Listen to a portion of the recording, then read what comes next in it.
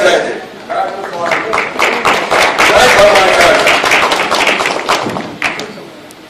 I'm not a genuine Swami, just my name Swami.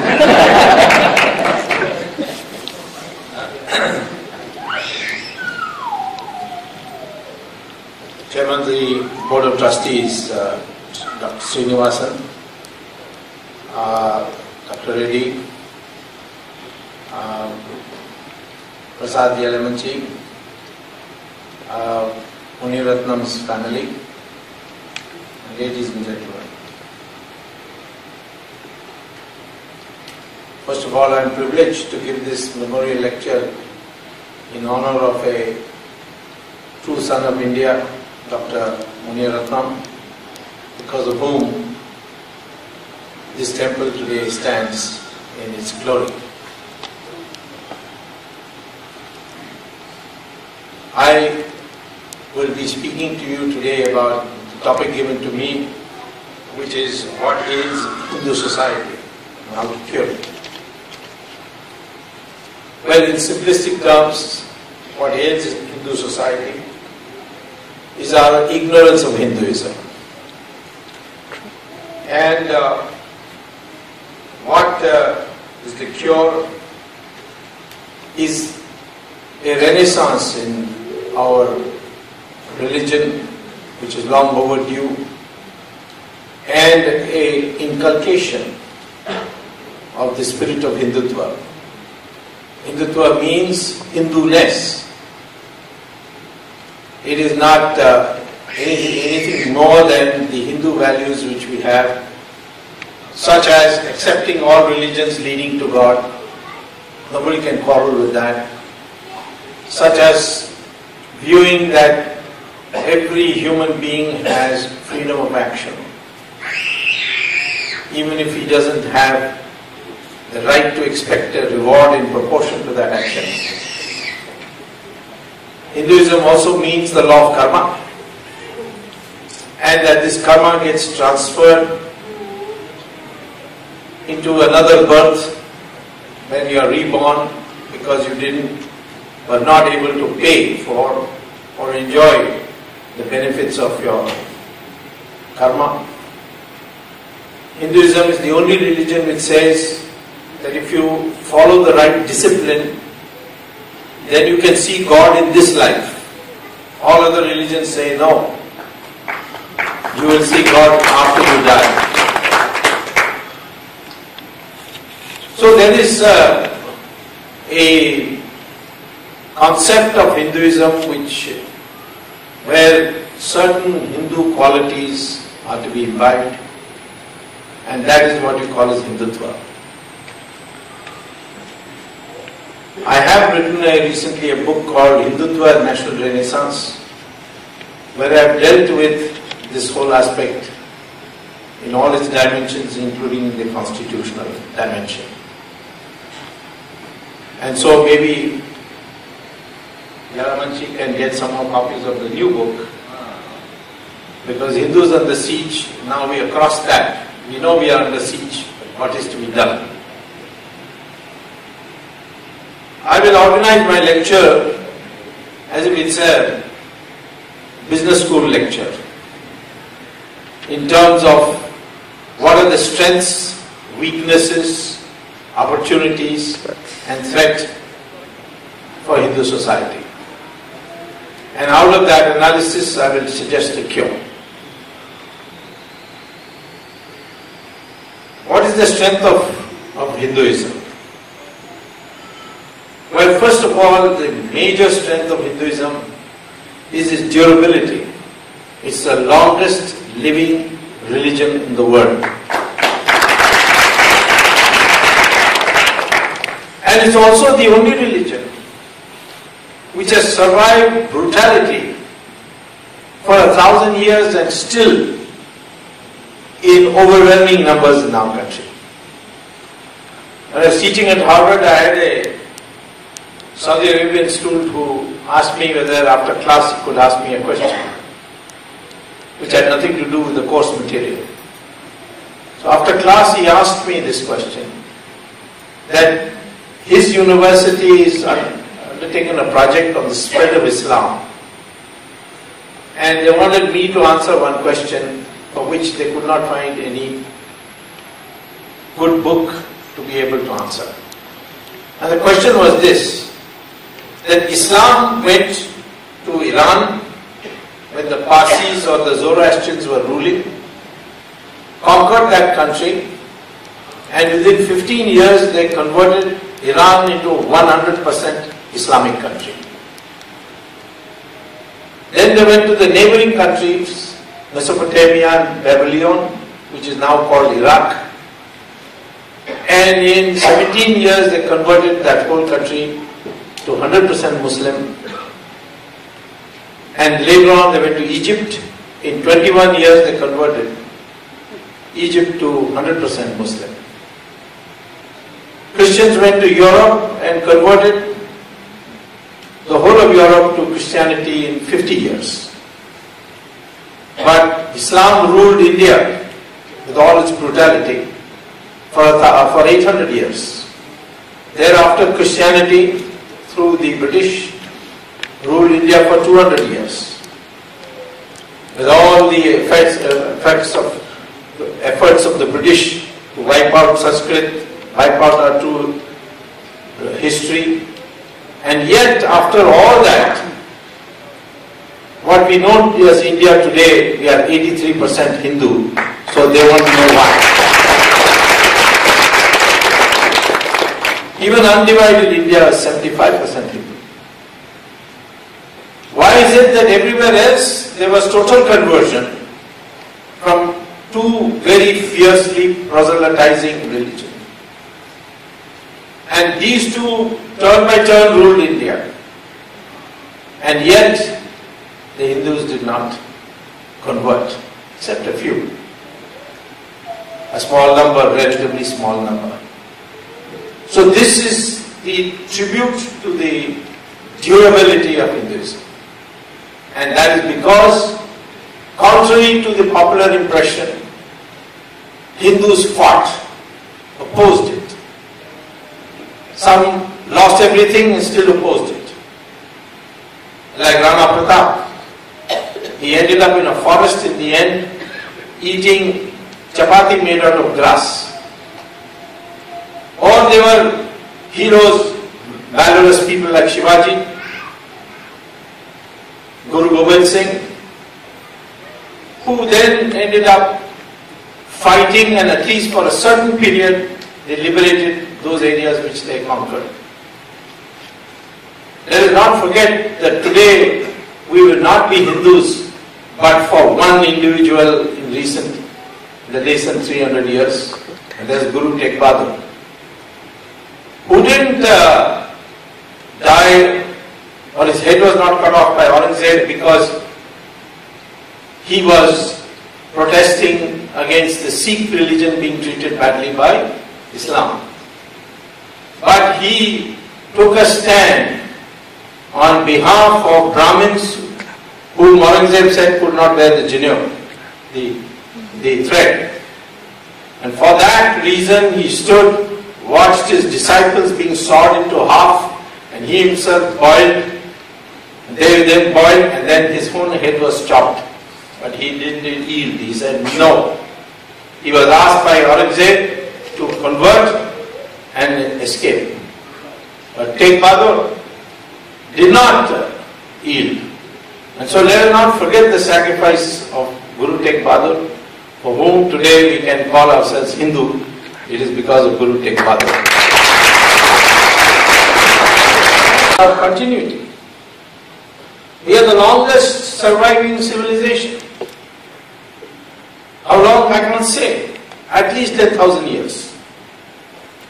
Some people say that Ram Setu is 1,75,000 years ago. Could be, I can't say. But at least 10,000 years I can say. Because some of the geologists have said it is not less than 10,000 years. Now even 10,000 years is such a long history and is continuing unbroken. The way we behaved, the way we dressed, even today, is more or less the same. The way we worshipped, same. Because it's a special feature of Hinduism. It is not based on a prophet. It is not based on one book. And is not based on one central religious place. In fact, the most scientific approach to a religion, if you want, it's the Hindu religion. These are experiences of the rishis which have been converted into books. And those are divided into two parts. Revealed knowledge, which is called Shruti, and codes of behavior, which is called Smriti. And codes of behavior can be changed. What Manu wrote could be changed by Yajnavalkya. What Yajnavalkya wrote, Mitakshara could change. So when Mayavati kept telling me Manuvadi, Manuvadi, I said, where are you living? There is no Manuvadi. If you want, we can have a Mayavadi also. Because codes of behavior have been said can be changed over a period of time. And that is why it's very difficult for Hindus to be fundamentalists. Because there is no one book to say we will follow that. You see, when in Bible it was said that the earth was flat and the sun went around the earth, and Galileo said, no, that's not quite so. They made his life miserable, put him in prison, tortured him, and ultimately he recanted. He said, okay, Bible is right and I'm wrong. But Hindus have never said that the sun goes around the earth. They've always said the earth goes around the sun, because we discovered the astronomy so long ago. So as a consequence, we find that every concept is tested in Hinduism according to the observed reality and makes it a scientific religion. That's why fundamentalism is not possible, because fundamentalists, you have to believe in something that is said in the book. There is no book. We have many books. It's like a cafeteria. Hinduism is like a cafeteria. Go and take whichever dish you want. You can even be a non-believer in God, Nastik, in Hinduism. So this flexibility is another feature which has meant why we are which is another feature which makes Hinduism strong. And this continuity is based on scientific structure of its theology. Now, finally, another strength of Hinduism, which we are in danger of losing, it is the view of society, which is an integral view. When I was a student at Harvard, when I first went to get my PhD, my classmate, an American, asked me, can I ask you one question? I said, what is it? He said, why you Indians followed Mahatma Gandhi? So I said, why, what's wrong with Mahatma Gandhi? He said, he doesn't dress properly. How can you follow a person who doesn't even dress properly? Yes, it's true that Gandhi just put a little lavoti and he went around bare-chested and so on.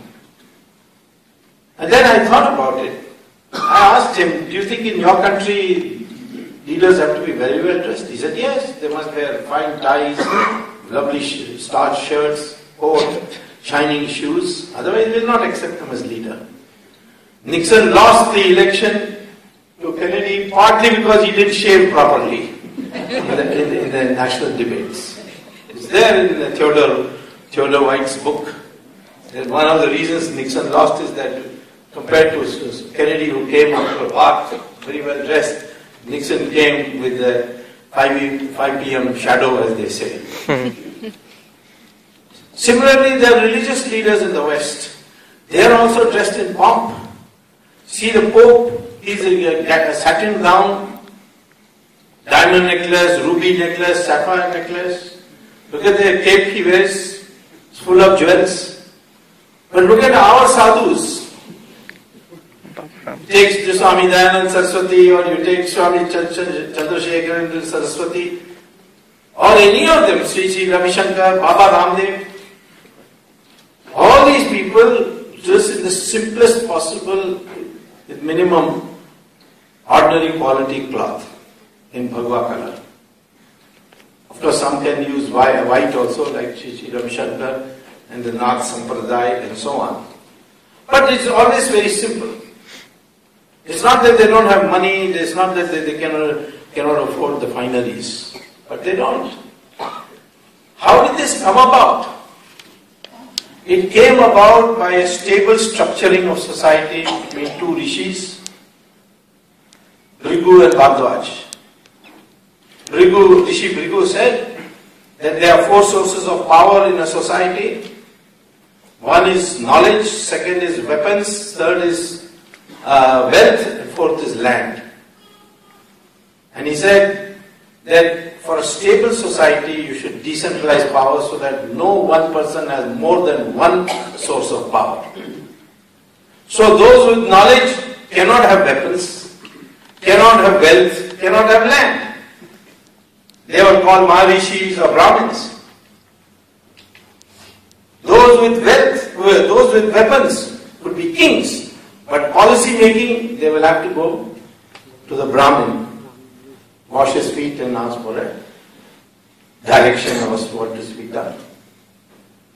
And those with wealth, there was nothing wrong with making wealth, but unless you engaged in philanthropy, you were not provided any status in society.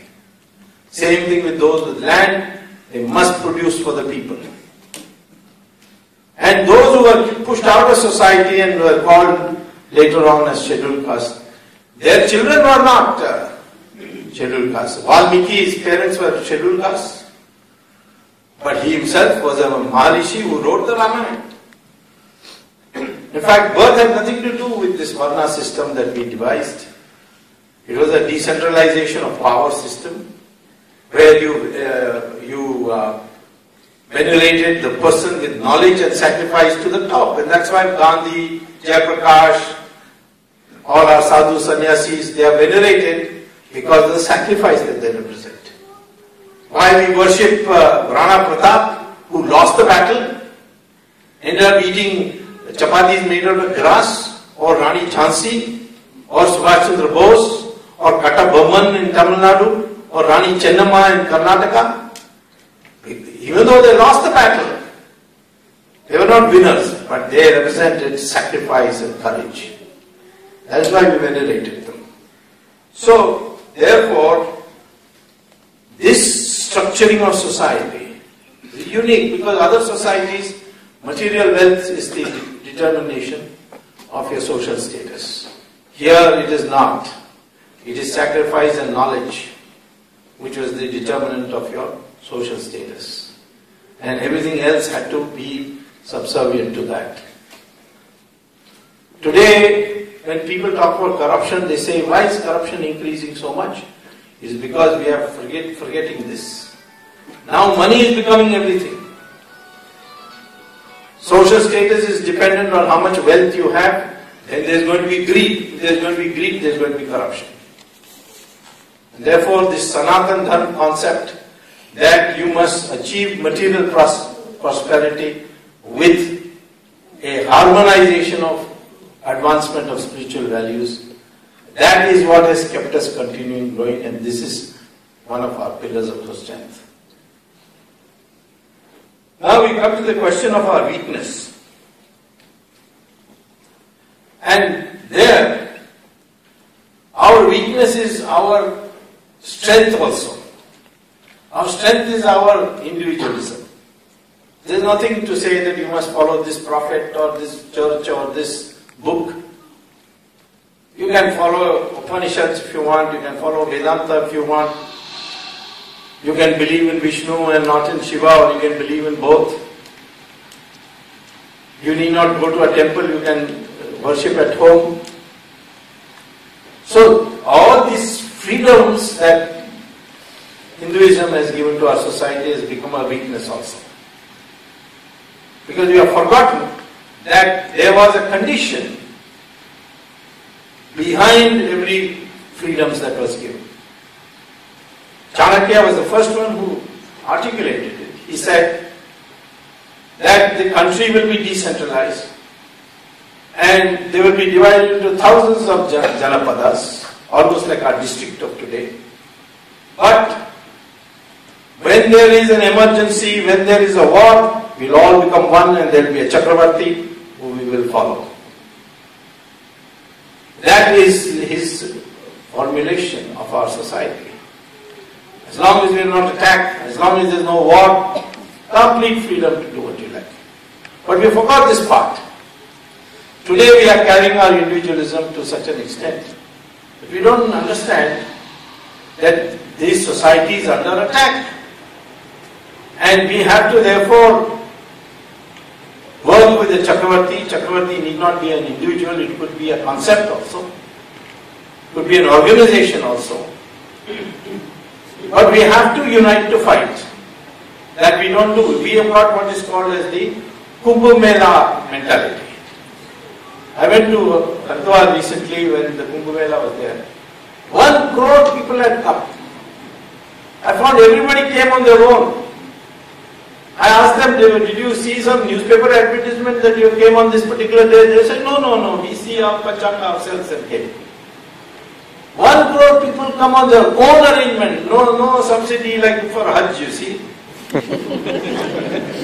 Spending their own money, coming, 1 crore people assembled in Hardwar. No acts of violence, no thief, no robbery, nothing. But having collected, I asked them, did you collect because you are all Hindus or something else?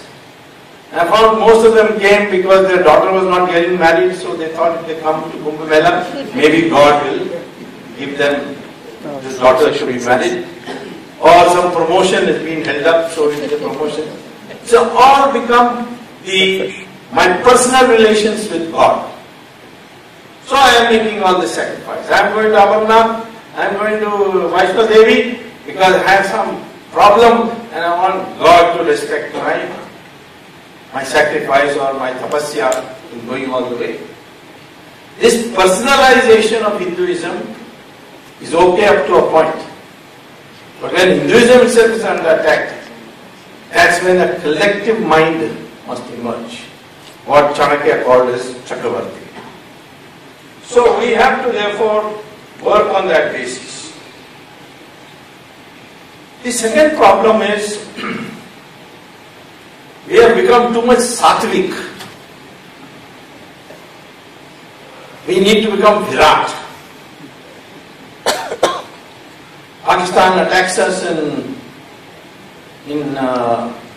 Bombay or Mumbai in 6/11. So many innocent people killed. That terrorist bombing all over. Pakistan behind it, we know it.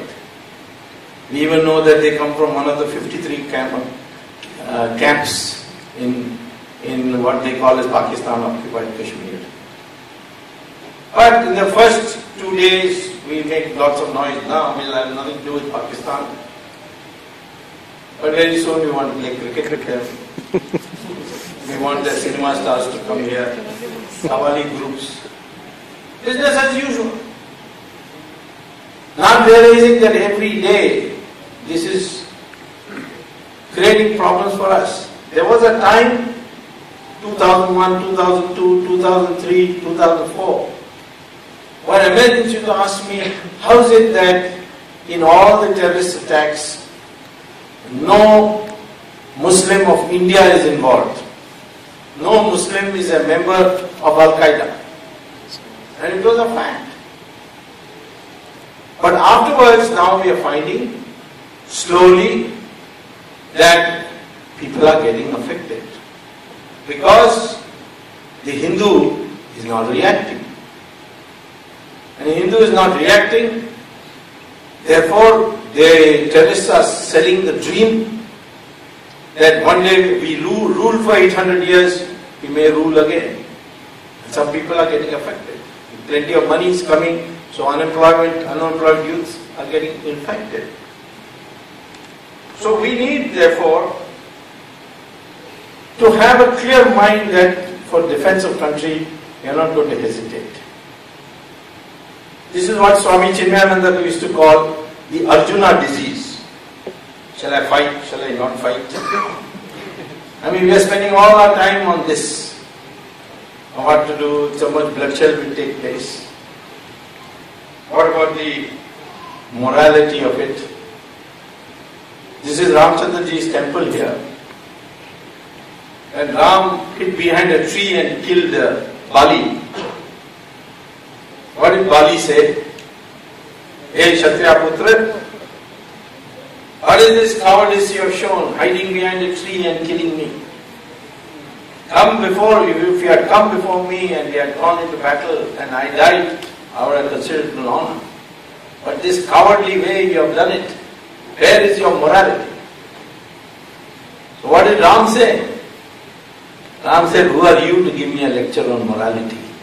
After stealing Sugriva's wife and his kingdom, you give me lecture on morality? You have no right to talk to me about morality. Morality is only between two moral individuals, not between an amoral person and a moral person.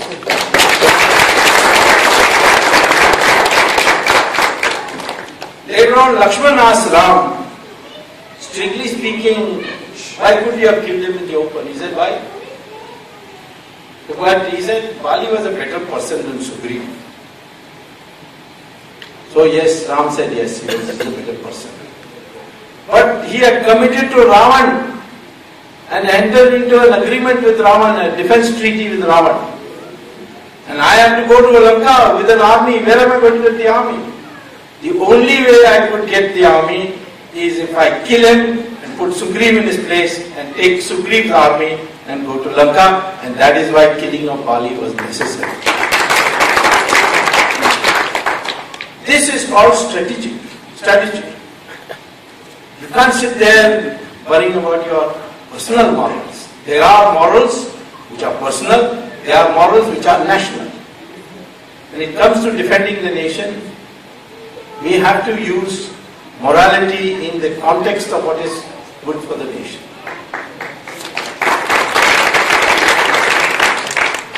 That is why Bhishmacharya in his last lectures to Arjuna said that in the dharma is to prevail, but at times of war it is apad dharma. And apad dharma, provided it has social sanction, different. For instance, in the Mahabharata war also, you know that Krishna sent his chakra and hit the sun so that they could retire for the day earlier than it was scheduled because they were losing the battle. Was that ethical? Was it ethical to kill Karna when he was down on the ground? What did Krishna say to Arjuna? What ethics you are talking about? When he was sat and watched and egged on people to disrobe your wife, where was the ethics then? Kill him now. That is a proper reading of our scriptures will tell you what is the difference between what is called as Rashtra Charitra and Vyaktigat Charitra, that is national character and individual character. Times of war, there is something called apadharma. We don't know that. Everywhere I'll get a lecture. No, we should be nice to everybody, all religions are the same. They're not the same. Islam says that everybody should be converted who is not Muslim. If necessary, kill them, call them kafir. What does Christianity say? Same thing. If you don't believe in Christianity, you are pagan. You have to be saved. And occasionally, if necessary, to be killed. So, these religions are not the same as the one with Hinduism which says that all religions lead to God. Is there any other religion which says all religions lead to God? Only Hinduism says that. And that was carried in other religions. Nanak also used to say the same thing. None of the religions where the Prophet came out of Hinduism, whether it's Jainism, Buddhism or Sikhism, we have ever said that that was the only way. We may say ours is the best way. That is like going from Chicago to Detroit. You can go by the turnpike, which is Hinduism, or you can go by the village road, which will be traffic lights all the way. But both will lead you to the same place, but obviously the turnpike will take you faster. So we don't say all religions are equal. We only say that all religions lead to God, but ours leads faster and better. That is the... We also being, one of our weaknesses being our civilized behavior in the past. I'm not talking about present so much as why we allowed Islam and Christianity for Mughals and the British to rule our country. Fighting will not start till the sun rises, and fighting shall not continue after the sun sets. Once the sun sets, you go back to your tent and go to sleep. Next morning you get up, have a bath, go to the bathroom, everything, then go to the battlefield. Rule number 1 was that. Rule number 2 was that you will not fight in the population centers, you will not fight in the agricultural fields. But you will fight in open Maidan. So Kurukshetra was an open Maidan. When Ravan had to fight Ram, he didn't tell Ram, you come inside my fort if you can and fight me. And close his doors. He himself came out, open Maidan, and fought Ram. And third was that if after the battle is over, the losing side apologizes, does prayashchit as it's called, then you return everything to him and give him a goodbye. So Prithviraj Chauhan forgave Muhammad Ghori how many times? 16 times, 15 times, something, large number of times. Because each time he apologized. Till Ghori realized that these Hindus, they will not start the fight till the morning the sun rises. So he attacked at 3 o'clock. This is in his chronicles, it's written that I got my first success when I realized that the Hindus got up in the morning, go to have a bath, go to the bathroom and all that. So best is to catch them before they do that.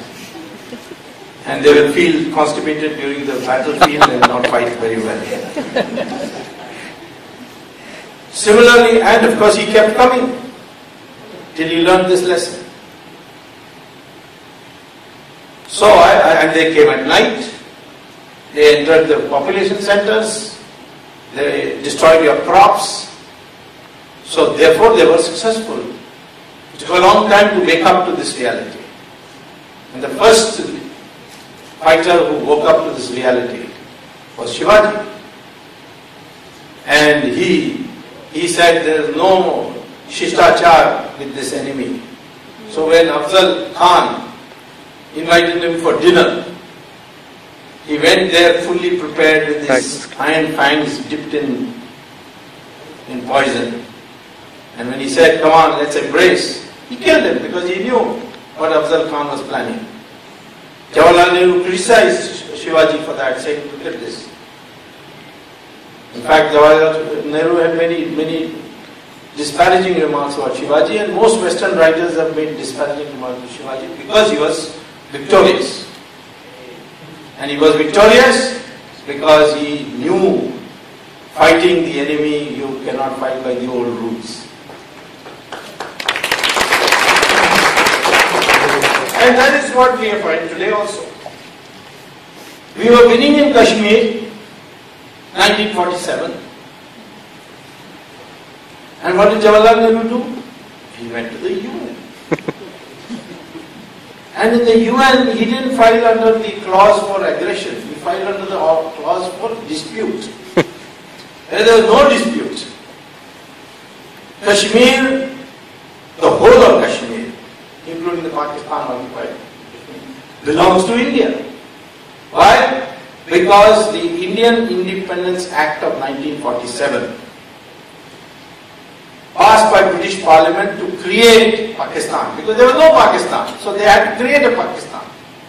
For that they needed a statute, and that statute was the Act of Indian Independence, 1947, passed on the 6th of June 1947 by the British Parliament, creating a Pakistan out of India, in which they also played one more mischief. They declared all the princely states as independent countries. So 2/3 of British India was divided into India and Pakistan, and 1/3 of British India was all independent countries. 600 independent countries. But for this sagacity and intelligence of Sardar Patel,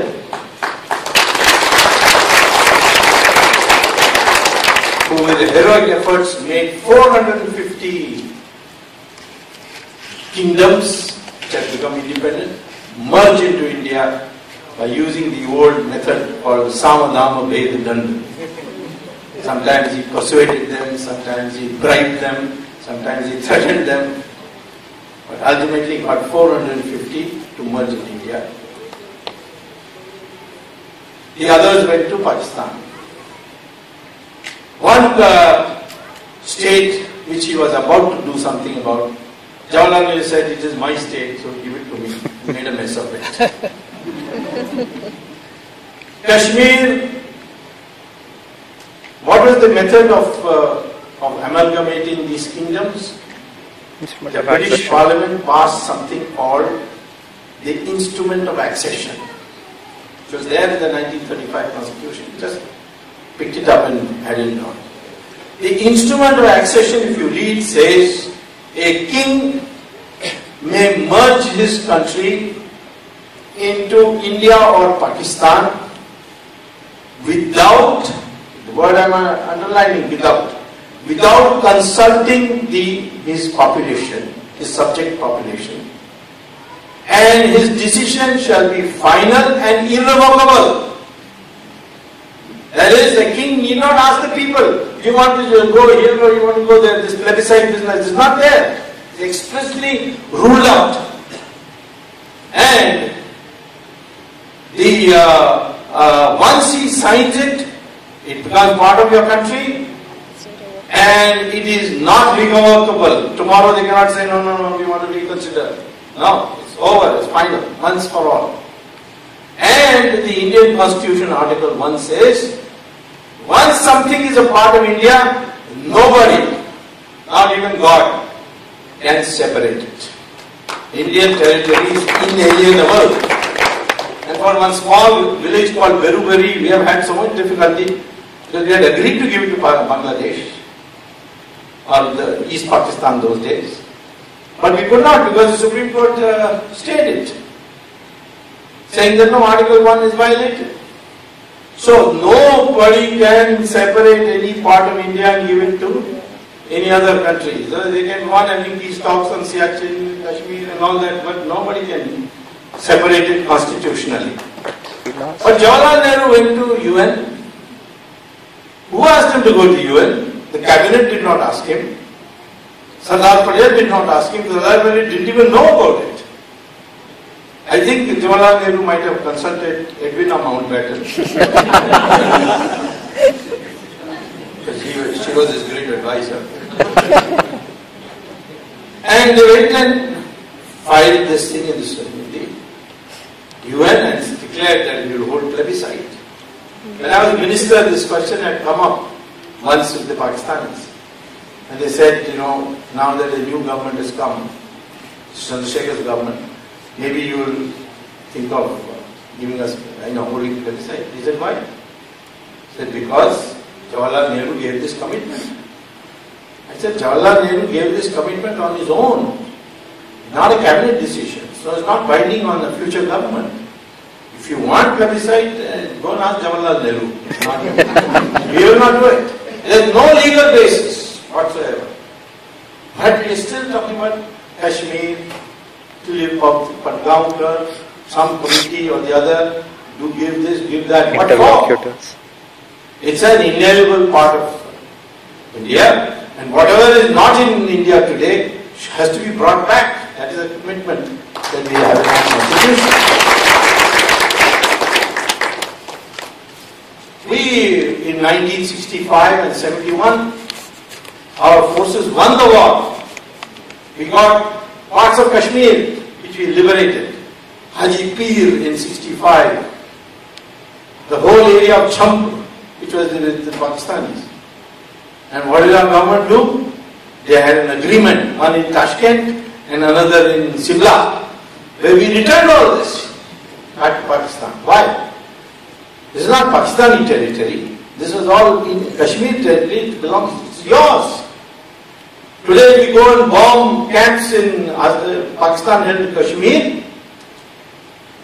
They call it Azad Kashmir. I call it Ghulam Kashmir. Right. But anyway, if you got bombed, there is no international law violated because it is your territory you're bombing. You can always bomb your own territory. So you can tell the world that we are bombing. So what did they do? No, peace. Peace can only be if it is workable. You can try. Even Lord Krishna went and asked Duryodhana 5 villages, please give 5 villages. And he said no. Later on Draupadi got very angry with Krishna. She said, why did you go? You mean all my honor and all that is sacrificable for 5 villages? So Krishna said, I knew you'll say no, that's why I went and asked him. That is for creating a moral argument, you can say that we tried our best, we made such simple offers. But you cannot. What is India? We cannot decide every time something happens, whether it's a terrorist attack or anything, that, oh no, let it be now, let's start fresh. Now, that comes to, strengths and weaknesses I've told you. Now let's come to the question of opportunities. Today, Hinduism is silently expanding. Many of us don't know. We know about Islam expanding, we know about Christianity expanding. Hinduism is also expanding. It's the fastest growing religion in Australia, let me tell you. We are getting recruits which you never thought you can get. This whole Hare Ram, Hare Krishna movement has gone into Soviet Union. Then in Hollywood there is an actress called Julia Roberts. She came to India for a shooting. She told the crew that I want to meet some sadhu. So they took her to an ashram. And there she said, I am the richest actress in Hollywood. I got millions of dollars. But I'm not happy. So tell me what is wrong with me. So he said to her, then you will have to stay 1 week here. So she stayed for 1 week. Then he of course began first by pranayam, then yoga, then he started giving up Gita lectures. Then he taught her something about Upanishads. Then he taught her Dhyana Yoga. And then she was a transformed person. When she came back to America, this is about 2 years ago, she held a press conference, called her husband and children present, and she said, we, the family, including myself, have decided to become Hindus because that's the only way to achieve happiness. Here's a Hollywood actress who you cannot say is brainwashed or anything like that, on her own sweet. In Newsweek there was an article by Lisa Miller, who is an editor of the Newsweek magazine, and she is the title of that article, Now We Are All Hindus. And she argues that actually the American population, without saying so, are slowly beginning to accept the Hindu concepts and internalize it. She says when people discuss why sometimes we make huge efforts and get nothing, and sometimes we do nothing and we get lot, what is the explanation? She says that the law of karma explains that very well. Then she says now more and more Americans have started cremating their bodies because they think it's scientific. and all these burials and this high cost of doing so is discouraging them. Then all religions lead to God sounds much more rational for us Americans. So she said we may not formally convert. And then yoga. All these, she said, slowly is seeping into our system. You know that NASA has made for study of artificial intelligence, the most advanced branch of computer sciences, they have made Sanskrit as compulsory in order to take that course. Because if you go to Google and type, you will see, you will get all the material. They examine this question, how to make the computer a repository of knowledge. So they thought one way of doing it is to make everybody who has lived a full life upon retirement speak to the computer, and the computer will then collect all this information and then be in a position later on to act on it. So everybody's, because you are born, you acquire a lot of knowledge, then you die, and then knowledge dies with you. So therefore, they said, let's store it in a computer. Now somebody is speaking in French, somebody is speaking in Spanish, somebody is speaking Yiddish, no, like that. So they said there should be a common language. What can it be? And they did study a research for 18 years to discover which language it should be. Whether they should invent a new language. And finally, in the Journal of Artificial Intelligence, Dr. Rick Briggs disclosed that they have come to the conclusion, no need to invent a language. There already exists a language that is called Sanskrit, and there is already a phonetic script called Devanagari, and that shall be the basis in the future for storing knowledge in computers. So here now Bush, you may not remember, his last act was to declare any college teaching Sanskrit will get special federal grants. They are like they have learned yoga, and then we thought yoga is respectable. Before that we thought what is all this contortion that is taking place? Same thing is after the Americans learn Sanskrit, then you will also start learning Sanskrit. Or maybe after the Americans become Hindus, you will also become Hindus.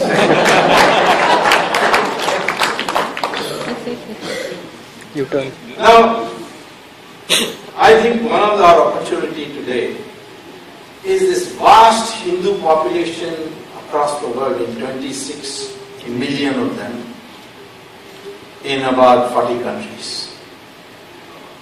Some of them have fiercely remained Hindus. Guyana, Trinidad, what atrocities were heaped on them to change their religion. They were brought in forcibly as indentured labor from India. I think it was in Trinidad when they wanted to build a temple. They sought their British masters' permission to build it. And after much struggle, the British finally agreed and said, yes, you can, but not in Trinidad mainland. There is a small island there, 2 kilometers into the ocean, and there you can go and build the temple. We will not give you boats or anything. So can you believe it? Over several years, the Hindus of Trinidad put stone on their head and swam 2 kilometers and deposited the stone, and finally they built a temple after several years devoted to Lord Shiva and Lord Rama. We have Hindus in Kazakhstan, we don't even know that they are there. And today they are all under attack. And that attack is for a variety of reasons. In Russia, they are feeling that this Hare Rama, Hare Krishna movement is gaining so much ground that somehow it should be stopped, otherwise everybody will become Hindu in Russia. I mean, it's an exaggeration, but that's how they feel. So, therefore, now time has come for the government of India to act as a defender of Hinduism all over the world. This is an opportunity for us because the Hindus become a voice. I'm happy in the United States you have something called Hindu American Foundation. And I think now it is being planned by people like Prasad Yalamanchi also, that they should also join in this kind of effort to influence the American senators and congressmen in defending the atrocities being done to the Hindus in various parts. For example, they have managed to get resolutions brought in on the treatment of Hindus in Bangladesh. You know, in 1947 there were 32% Hindus. Today it's down to 7%. The only scholar who is writing anything about it is sitting here.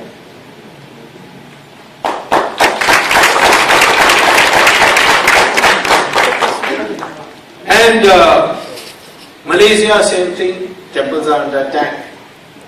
Indonesia.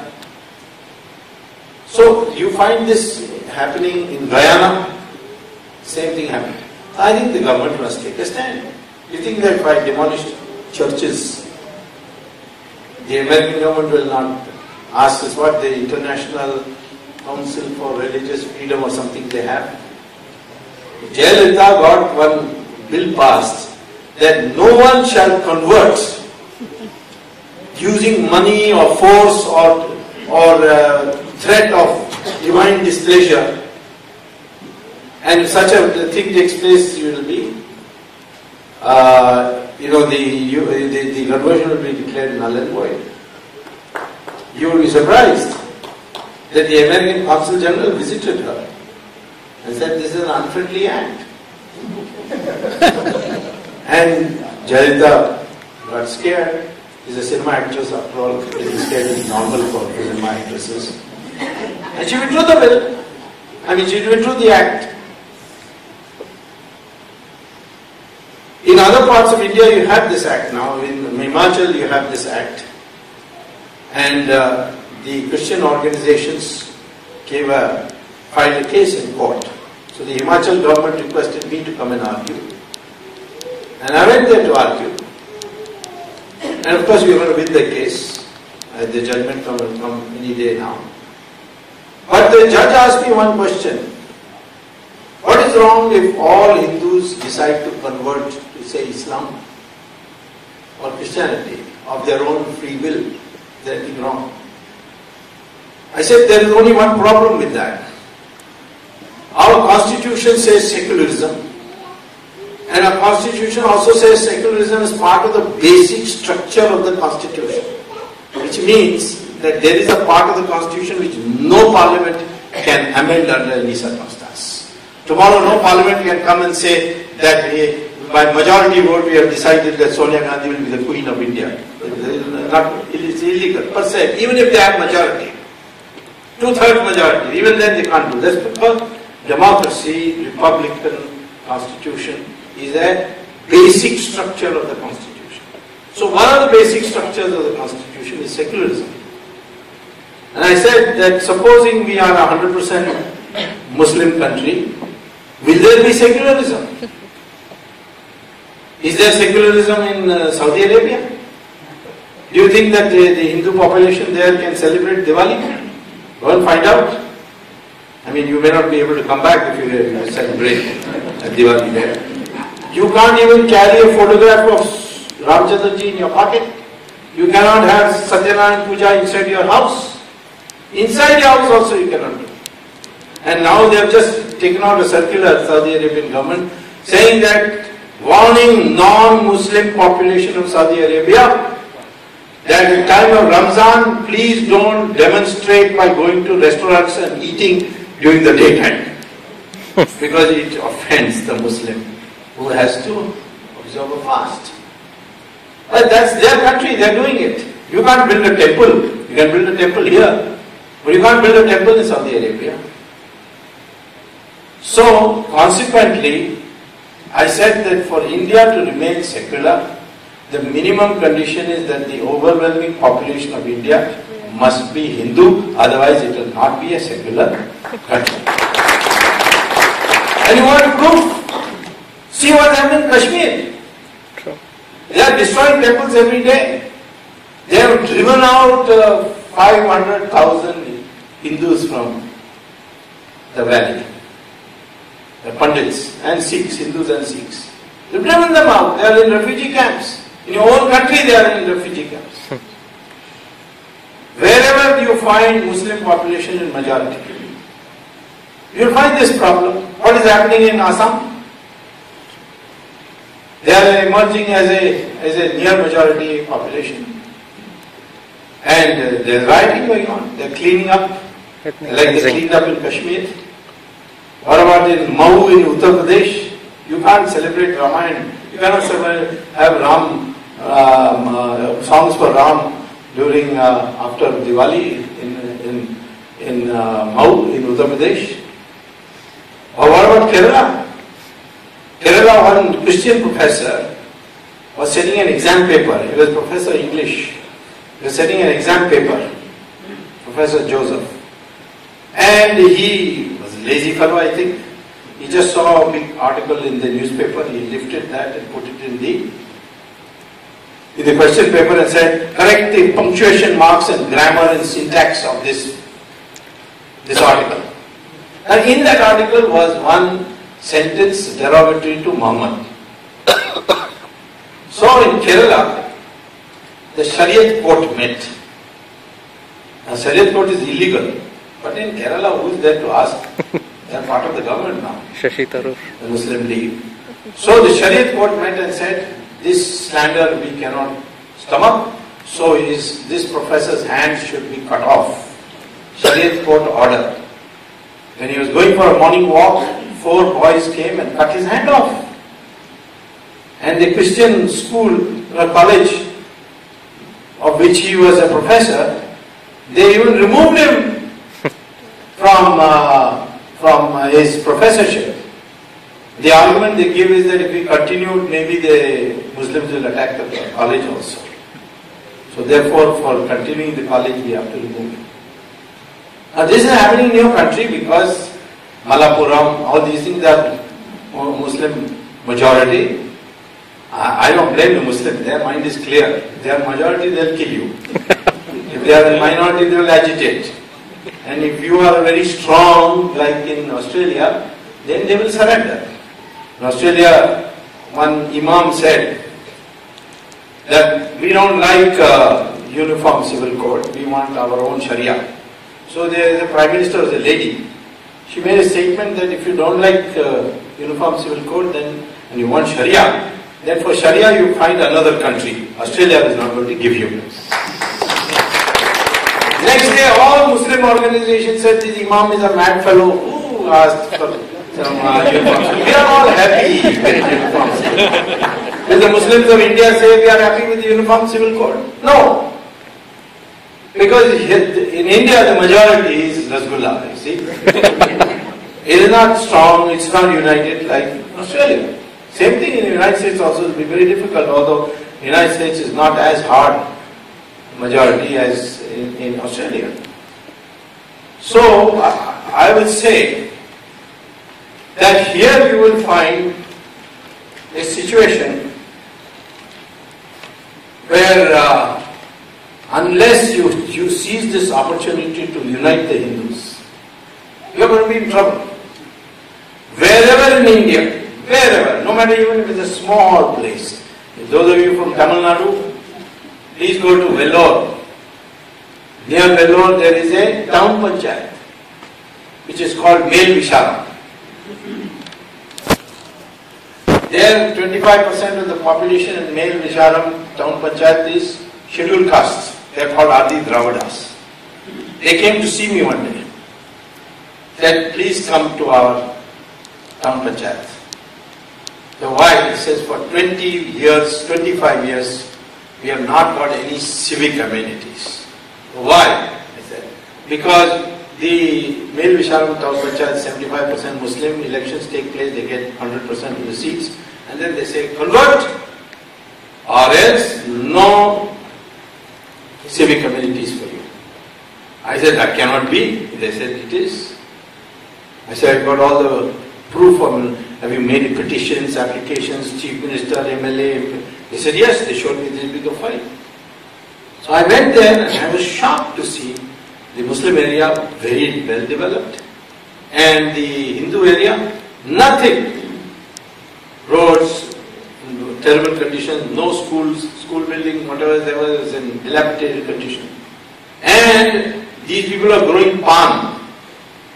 And what these people are doing is that the tanneries water, they were diverting for irrigation to the palm thing, and they were withering away. So I went to the Madras High Court. And first when I argued, the Chief Justice couldn't believe it. He said, what is this? You are making communal propaganda? I said, if you think that being a minority in Hindu is impossible, then I will not come, because minority protection is there in the constitution. And these are Hindus who are in minority. I have come for a minority, I have not come for Hindus. Then he said, okay, I want to hear the argument. What are the materials? So I showed him all. The Chief Justice was so shocked that he finally gave a direction to the governor, set that right this discrimination, otherwise I will order that male Visharam should be divided into two village panchayats, one Hindu and one Muslim, so that the Hindus can live with self-respect. On that threat, the governor intervened, and now of course everybody is living as male Visharam town panchayat without any difficulty. Their DNA says that their ancestors were Hindus. I want them to admit it. The mullahs say, no, you can't admit it. Because in Islam, even Muhammad could not admit that he had a mother, because his mother had not converted to Islam. So she was not allowed to be recognized. So they have a religious problem. But I am saying, I am not talking about religion, I am talking about the genetics. In India, all of us have the same DNA. Brahmin, scheduled caste, everybody. In any case, this caste system was not birth-based. It is all a degeneration that has taken place. I even found once that Raj Thakre's DNA and the UP taxiwala's DNA is the same.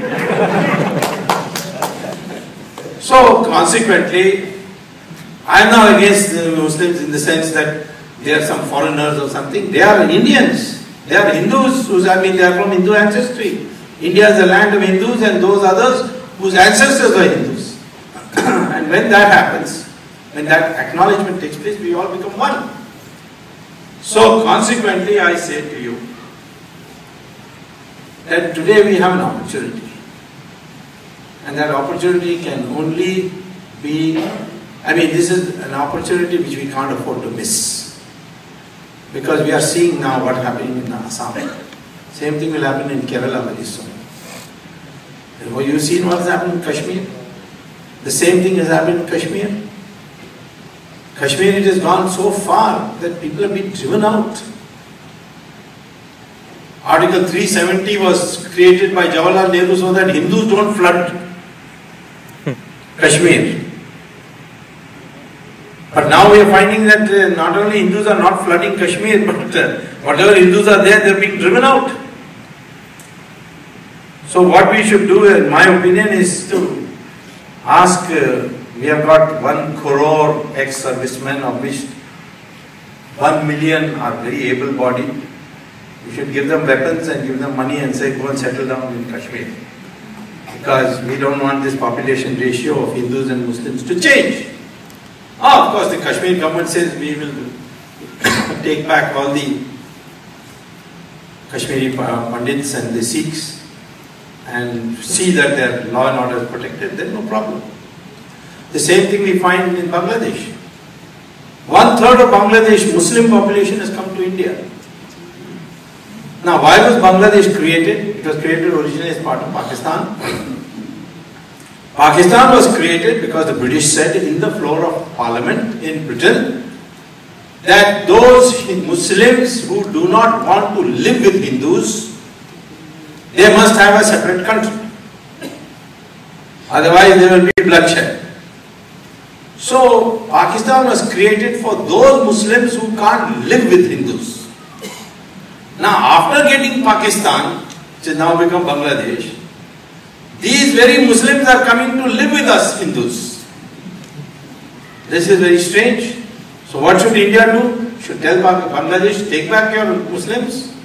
Otherwise, give us 1/3 of your territory to us. If they don't agree, then send an army column from Khulna to Sylhet and cut off the northern part of Bangladesh, which is 1/3 of Bangladesh. Pakistan was created for those Muslims who can't live with Hindus. Now those Muslims want to live with Hindus. Then what is the need for so much territory? They can't have the best of both worlds. So that kind of Virat attitude, not Sattvic attitude. Mahatma Gandhi was a great Hindu, but he was a Sattvic Hindu. We don't want Sattvic Hindu. We want Lord Krishna. We want Lord Rama. Virat Hindu. Virat Hindu is what we need, and that is necessary today because of the threats we are facing. This is an opportunity, but look at the threat. Pakistan will be taken over by Taliban. First country they will attack is your country. Because Taliban says India is an unfinished chapter of Islamic history. Why? Because everywhere else they made 100% Muslim. But in India they have not yet managed to make it 100% Muslim. So they openly say, this is an unfinished chapter of Islam. They will attack you. If you want to wait till they attack you, then it's a different matter. We will fight. I mean, I am sure that the Indian Hindu population is sufficient that when there's a crisis, we all rise up. Like an emergency, we rose up. When China attacked, we all became one. Even parted with gold for National Defense Fund. So, but we are going to face serious threats. There's a threat within your country, which you now see in Assam. You will see it soon in Kerala. You will see it more in Uttar Pradesh. You've got to have answers for it. And the answers, if you ask someone to know what ails the Hindu community, it is this ignorance of the threats that you are facing. Most people say, no, nothing is happening. It's not so. We are sitting on a time bomb, which will burst one day, killing us all unless we take necessary steps to defuse it. The second threat we face is this westernization.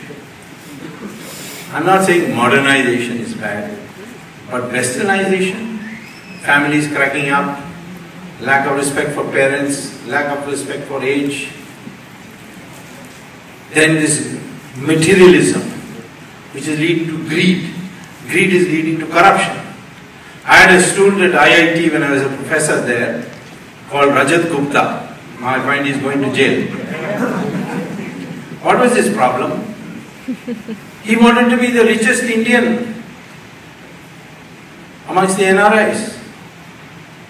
And he thought a few million is not enough. And therefore he was looking for shortcuts. That is what greed has done. Much of the corruption in India is because of greed. This greed has come through a one-dimensional commitment to materialism. Hinduism has never advocated one-dimensional commitment to materialism. They always, Hindus say, the Sanatan Dharma says, materialism must be harmonized with the advancement of spiritual values. That is what material values are supposed to be.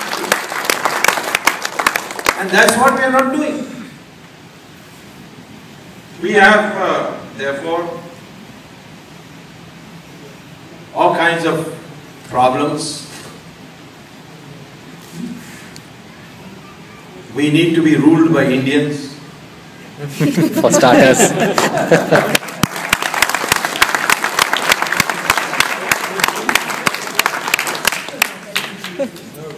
On corruption, the fight will continue.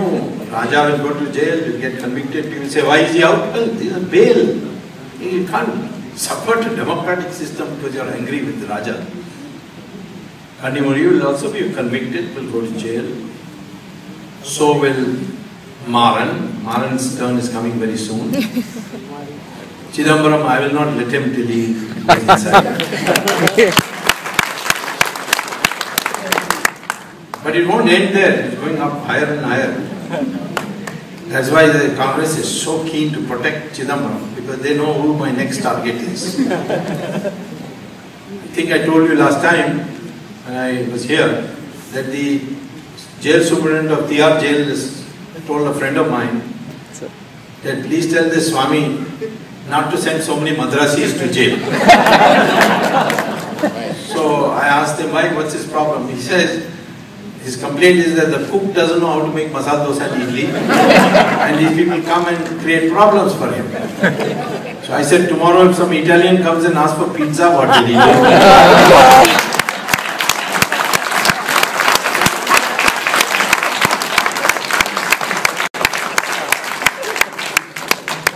People say, why you are so much against Sonia Gandhi? She wears a sari, she puts a didi sometimes, she does namaste, she's trying to be a daughter-in-law. Should I accept her?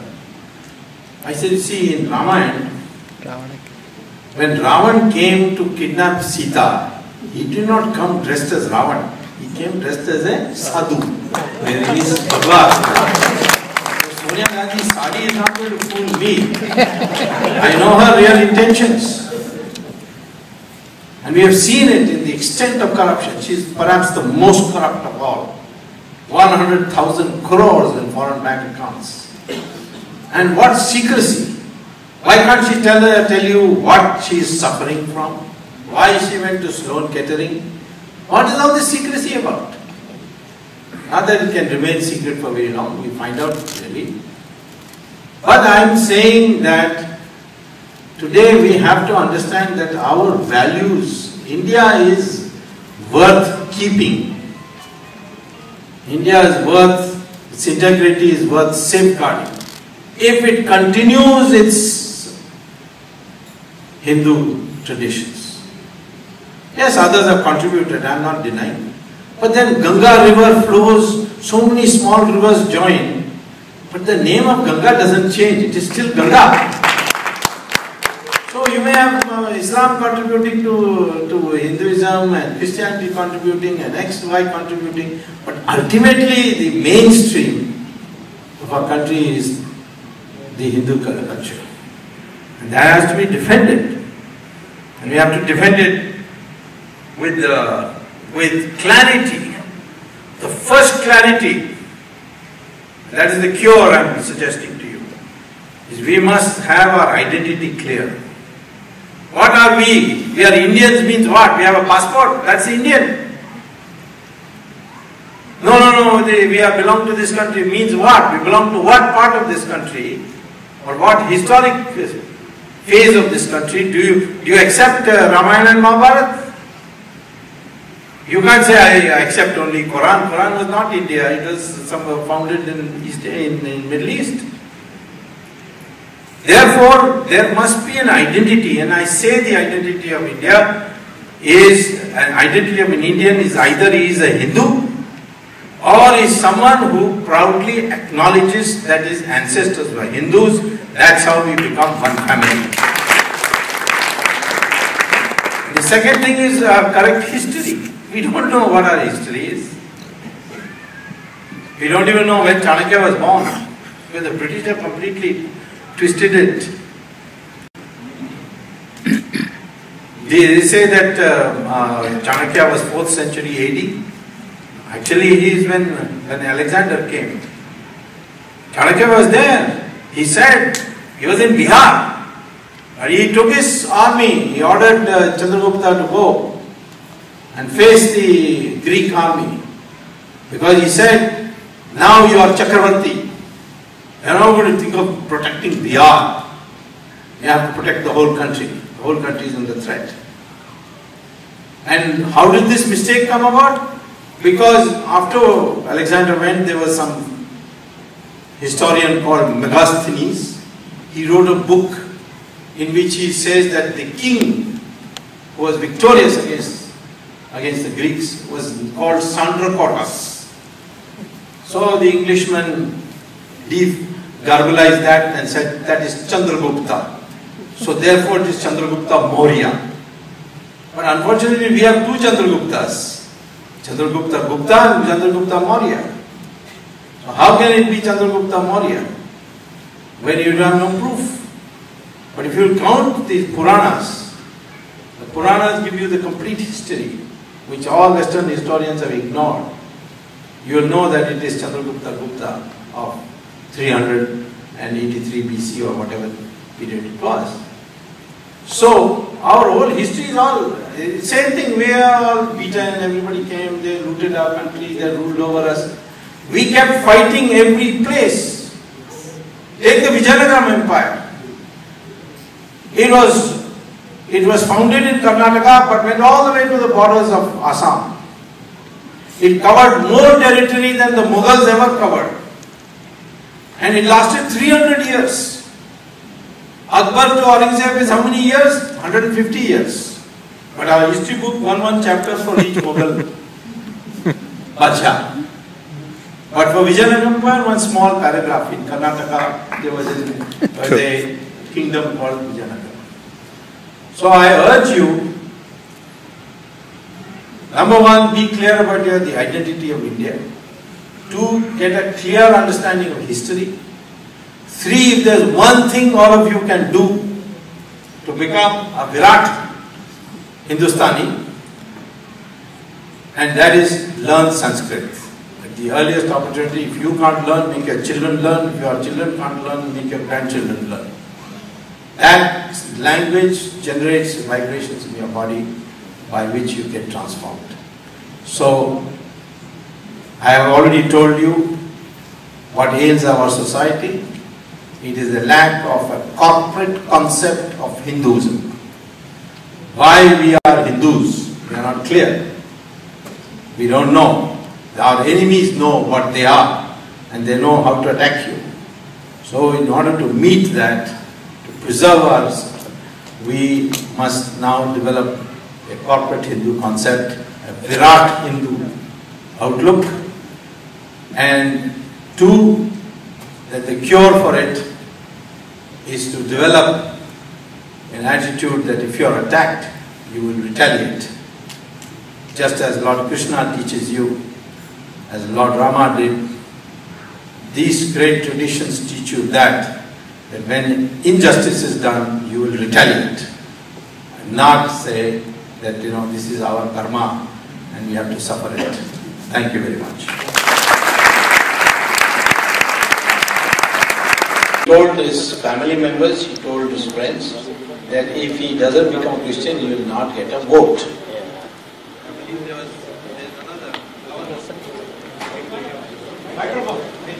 Nikki Haley. Yeah. Yes. There is another governor, lady governor. Nikki Haley. She also converted. Why? It's a more sophisticated way of doing it. But the undercurrent is very clear. Can I say that nobody can be Vice President or President of India unless he is a Hindu? Or at least spread it in such a way that they become? We don't do it. Ours is a secularism which has gone beyond limits. Secularism should only mean that you have the freedom to worship the religion of your choice. It is not, and that the government shall not discriminate between one religion and another. But that doesn't mean that the social mores, the social attitudes cannot have this view that this country is a Hindu country. I am not asking to be put in the constitution. I don't need to put it in the constitution. The constitution is already a Hindu constitution, let me tell you. It is there. You cannot kill cows. That's there in the constitution. It says that you must revere your ancient heritage. That's in the constitution. So there are many things in the constitution which has not been... Uniform Civil Code is also in the constitution. But we are not implementing it.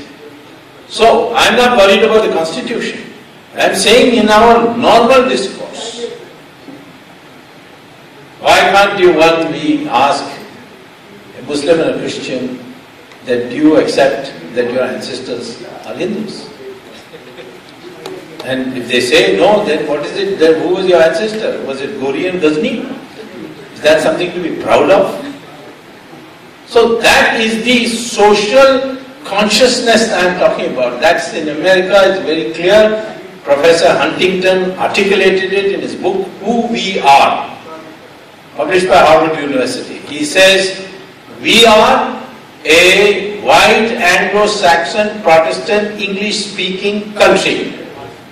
And then he explained, there are Filipinos, there are this, there are that, all who are not white.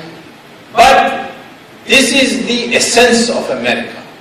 White Anglo-Saxon Protestant English-speaking America.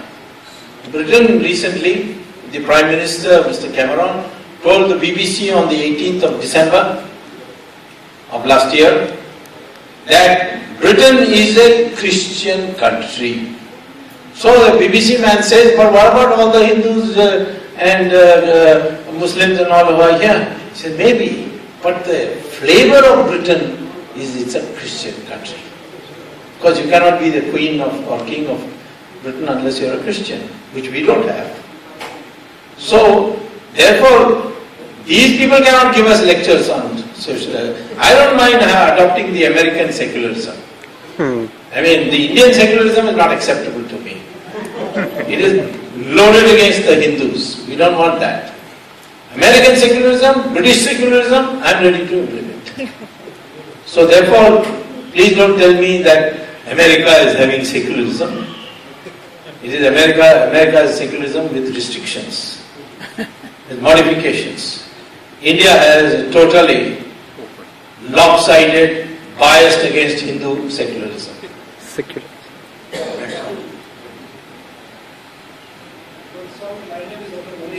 My question is, in your opinion, should India be declared a Hindu nation? It is a Hindu nation, why should you declare it? 85%, 83% are Hindus. So what do you gain by declaring? Do I want that the next Prime Minister should be a Hindu? No. But I certainly would fight tooth and nail if somebody said I am a descendant of Gori and Ghazni and I want to be Prime Minister of India. No. If he says that I am also part of this country is as much mine because my ancestors are also from here, then he is, there is no bar to a Muslim or a Christian becoming Prime Minister of India. So, Hindu nation, we don't need the formal declaration. It is a Hindu nation in the perception of the whole world. No one thinks of us as Muslim or Christian. We may have here and there some monuments which even that there is by the way a big controversy, but we will not go into that. But the fact of the matter is that there is no need for a formal declaration of India to be a Hindu nation. But Dr. Swamy, we every day we go to work here and radio talk shows, we are a Christian nation. Yeah. Every day we hear that. Yeah, but I mean nobody I don't object. This is fine. Yeah, it's But true, but in India, I object. In India, Sonia Gandhi says, we are a composite culture. What is a composite culture? Half Italian, half Indian. And this is all bunkum. We are not a composite culture. We are, the mainstream culture is Hindu. And we are of the view that other cultures can subsist with us. But we don't insist that they must follow our culture. All I am insisting on is that they acknowledge that they are not come from somewhere else. All this Aryan Dravidian theory is all bunkum. Karunanidhi is living in a fool's paradise. You see, the word Dravida itself is a Sanskrit word, which Adi Shankara created when he had a debate with Mandara Mishra. The word Aryan doesn't exist in our scriptures, only Arya exists, which means a noble gentleman, a good person. That is the meaning of Arya. So, all these British distortions are brainwashed into thinking of us as something. But I would say that I will not insist that we call ourselves a Hindu nation. I don't mind calling ourselves as a Hindustani nation. Because we must accommodate those who were forced to convert or for some reason had converted and they are descendants of that. So we are Hindus plus those others who acknowledge that their ancestors are Hindus.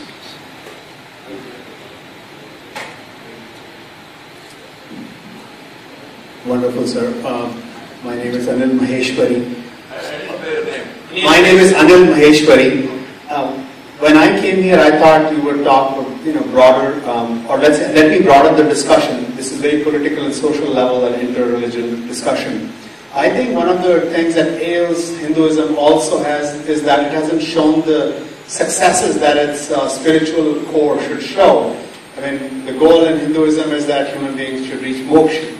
And I don't know if we have many individuals in our society who have achieved moksha, their role models like that, because that would naturally attract people to feel pride in it. And first of all, this lecture was not about Hinduism. It was about what ails Hindu society. Okay, and therefore, what you are asking me, you call me separately on the tenets of Hinduism, and I'll give you a lecture on that. But at the moment, what ails Hindu society is its lack of cohesion, its inability to perceive the threats it is facing, its inability to defend itself against the attack of westernization and religious conversion. These various threats, I say, is because you lack a Hindu consciousness. That Hindu consciousness is what I'm talking about. When Guru Gobind Singh said, give me 5 pyaras, there was no Sikhism in that. He was fighting tyranny, and he got 5 people, and out of that he created a movement. So that same way today the Hindu society has to respond to these threats, and it's, all this japa and turiya and all these concepts will come much later. That is for your ashram. But today for Hindu society, I need a Virat Hindu, and that Virat Hindu has come only with this kind of consciousness which I mentioned.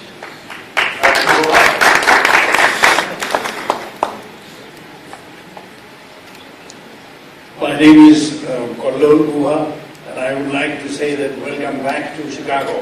You did before.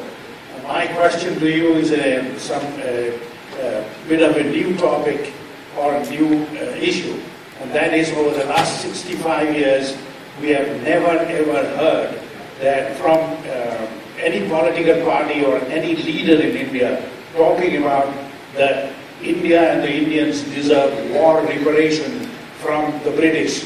It is only now, relatively recently, that we are listening from the camp of Swami Ramdev that they are now talking about it. Why is it that for the last 65 years, no political party, no leader ever raised this issue, which is well deserving to the Indian population in India itself? Is it timidity of the Indian of the Hindus, or those characteristic features of the Hindus that you are talking about? And it is a good sign that they are now talking about war reparation from the British. Will the British be able to pay it, by the way? It looked like a bankrupt nation to me. Fact is, you're right. It has not been raised, and I think we owe that singular contribution to Jawaharlal Nehru, or in fact to Manmohan Singh in one way. When he went recently to Oxford, he said in his speech that we thank British for teaching us English. They certainly he should have said that, but no thanks to you for not my having a spine or something like that. But the fact of the matter is that this is something that ought to be raised. The British did us a lot of harm, and some of it is done in a very sophisticated way. For instance, the zamindari system ruined our agriculture because of British decision that they told the zamindars, who were mostly criminals at the time they were chosen as zamindars, that you will give us annually so much money to run the British administration and the British army, and how much you collect we are not concerned with. And the zamindars then bled India thoroughly. They sucked every little thing that they could out of the agricultural system, and that's why in 1947 our agriculture is in such a miserable state, and we have done nothing very much to ameliorate that situation. So this systematic elimination of Sanskrit and bringing English, the history books, the distortion, the disunity, what they did with partition, the mischievous way they did it, all these definitely call for reparations. The only thing is that whether we should do it by a direct demand or the way the Gujaratis have done by buying East India Company or Ramdev, who was born and bought an island off the coast of Scotland. I think maybe in the future we may be able to buy off Britain rather than get reparations.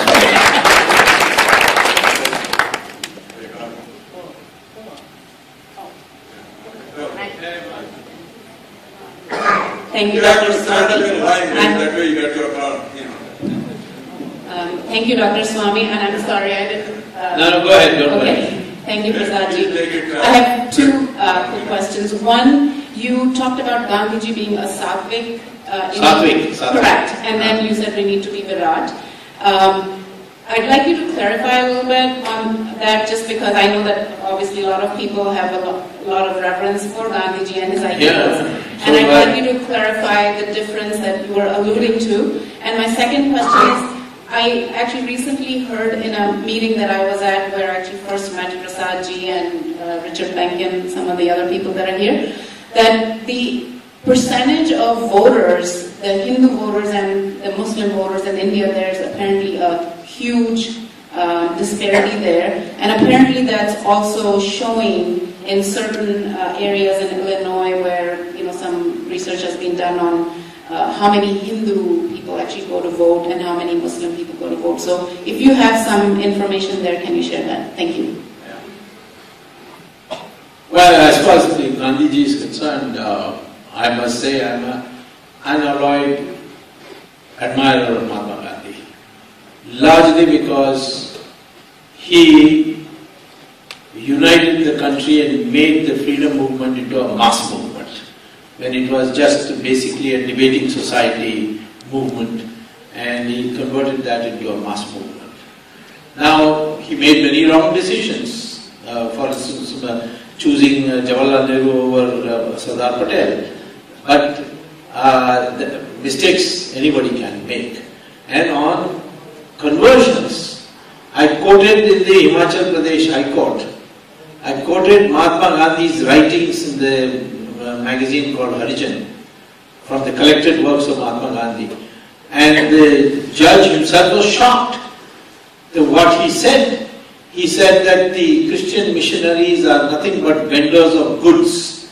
They don't have a superior religion, but yet they want to convert the Hindu. And therefore, if I get power for even one day, the first thing I would do is to ban totally all conversion in India, because there is no need to anybody to change his religion. So his views, many of them are very radical, and some of them are in fact more radical than I would have originally stated had I not read his book. So I am not against them. But there was one factor in which he erred beyond a point, and that's why I call him Sattvic. Sattvic normally means just that, non-violent person. I am not advocating violence, but I am saying that if there is a collective violence against you, you have to retaliate.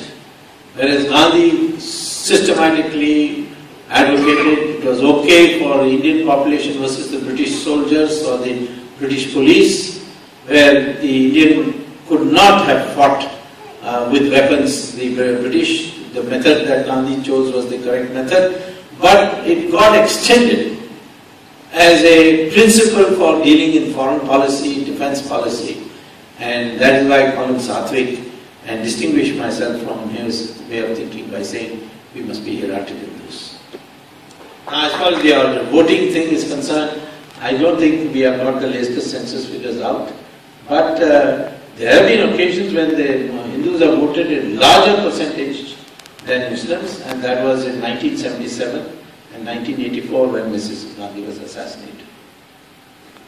Attack, retaliation. Everybody was criticized, and all the parliamentarians. I understood your question. Yes, And then, so with the party politics where they want only votes, and when they even Jayalalitha, when she wants to do something good, she wants votes from Muslims and Christians, so she's not able to do even this prevention of corruption. And I see in Chennai, where I live, around our community, every household, every housemaid who is coming to our domestic help, everybody is getting converted to Christianity. A lot of conversion is going on. No steps have been taken, and I even hear that.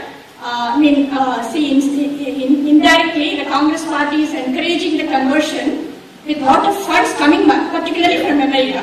It's from US, the majority of funds are coming to India for conversion, and they are doing nothing because they think by converting half the Hindu society as Christians, they'll get all the votes as a secular party, and BJP will not have any chance. I've understood. This is not a question. I've understood your point. Yes. Let me just respond. I'm very clear about everything you Yes, said. let me respond. So I have no questions, sir. Okay. I just came to Let me respond. Let me respond first of all. I'm very pessimistic about what's happening in this area. Let me respond by saying I invite you to come back to India and join politics. Number two, all these ailments that you mention are because Hindus are not united. Who says Hindus cannot be united? Did they not unite in Uttar Pradesh during the Ram Janmabhoomi movement and give a huge mandate to BJP, which BJP may not have lived up to? That's another matter. But the fact is that the Hindus have shown that they are capable of uniting. They united as Hindus across the caste barriers during the 1977, particularly in North India, where they didn't allow Congress to win a single seat in most of the states.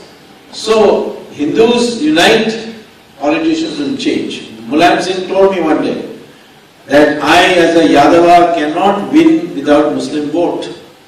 But the day the Hindus unite, on that day I will declare that I am a Hanuman Bhakta and I will do japa in front of everybody. So why blame the politician? You unite, and I don't want all 83% of Hindus to unite. I want only 42% of the Hindus to unite. If 42% of the Hindus unite, the Hindu party will get 2/3 majority in parliament. So, therefore, it is possible because today BJP is getting 28% of the vote. I think you need to go push it a little more. Even 35% will give you bare majority. Absolute majority on your own. And 40%, 42% you will get 2/3 majority. So the key factor that you mentioned is the lack of Hindu unity, and that is what we need to create. Not blame the politician or blame the other sides who are voting as a bloc. Now, in the short run, I find it difficult to believe that somebody who holds views like you, by the way, I totally agree with them, like all of us, or somebody like Narendra Modi, even if you get simple majority or the largest party in the parliament, it's not going to be allowed to become the prime minister. It seems hard to believe in the short run, in the next election. So do you think the presidential form of democracy like United States or even a small country like Sri Lanka would work better for India for us to achieve the kind of goals that you have? That's a theoretical question. Who's going to do it? In 1980, when the Janata Party finally broke the third time, and slowly I was reduced to almost a single member. So I got elected as a single MP twice of the Janata Party, and both times I became a minister. First time in Chandrasekhar's government, second time in Narasimha Rao's government. So people were saying how one MP can become a minister. I did become. So whether Narendra Modi is to become prime minister or I have to become prime minister or whatever, please don't assume on a straight line projection that it can't be done. Anything can happen. What we need to do is to strive for it. And as Bhagavad Gita tells you, the fruits of your action, you are not in control. Maybe if God wants a new Hindu government, He will see to it that despite all your reservations, you might be able to form a Hindu government. Namaste, sir. Your clarity of thought is really amazing. My question to you is, I really hope the next time around the central government is NDA, of which you're part of, what will be the top 3 things that you will do as part of NDA when it comes to power at the center? Abolish income tax. Step number 1. Step number 2, link all the rivers of India on a gigantic project. Step number 3, globalize Indian agriculture. Do I have to do anything else like Hindutva, black money? Once you abolish income tax, the process would have started. Of course, catch Sonia Gandhi and put her in jail. That's not the first, amongst the first 3, it will be 4th or 5th or something. But otherwise, they will say, oh, these people are doing nothing else except chasing, like we did in Janata government. When we tried to put Indira Gandhi in jail, they will say, oh, all they are doing is only putting Indira Gandhi in jail. So, this human factor of the Indian, all the time feeling sympathy for the underdog, that we have to take care. But I would say that black money is not a big problem. And fighting for Hindus is not a problem if the country knows that the leaders will not put up with nonsense on this. So you don't have to do anything, it will happen by itself. It's like a policeman standing there, the thief will not try to commit robbery in front of him. The same way, if you get a Virat Hindu government, you don't have to do anything to scare anybody, it will automatically happen. Because the people know that when you can't get away with something, they will fall in line.